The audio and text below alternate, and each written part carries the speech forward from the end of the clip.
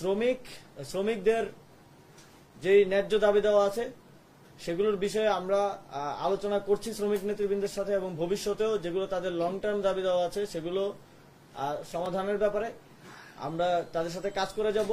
কিন্তু যারা ষড়যন্ত্র করছে এবং দুষ্কৃতিকারী যারা আছে, যাদেরকে চিহ্নিত করা গেছে, শ্রমিক নেতৃবৃন্দ এক্ষেত্রে একমত হয়েছেন এবং আমাদের কাছেও তথ্য আছে, তাদের বিরুদ্ধে সরকার কঠোর ব্যবস্থা নিবে। এ ব্যাপারে কোনো ছাড় দেওয়া হবে না। এবং আমরা এটাও জানতে পেরেছি যে ঝুট ব্যবসা দখলের নামে বিভিন্ন জায়গায় সন্ত্রাস করা হচ্ছে এবং কোবাকুবির মতো ঘটনা ঘটেছে। ঝুট ব্যবসা দখলের জন্য সেখানে কিছু আনরেস্ট তৈরি করা হচ্ছে এবং এখানে কিছু রাজনৈতিক দলের নেতৃবৃন্দ এতে অংশগ্রহণ করছেন। আমরা সেই ব্যাপারটি সমাধানের জন্য সরকার কঠোর ব্যবস্থা নেবে।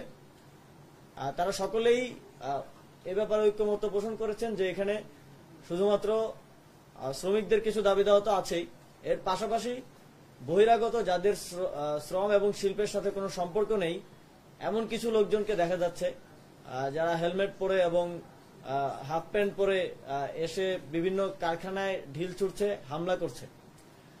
তো আমরা স্পষ্টভাবে বলতে চাই যে এই ধরনের যারা দুষ্কৃতিকারী এবং বহিরাগতরা এসে দেশের শিল্প ধ্বংসের মতো পায়তারা এবং ষড়যন্ত্র করছে তাদের বিরুদ্ধে সরকার কঠোর ব্যবস্থা নেবে।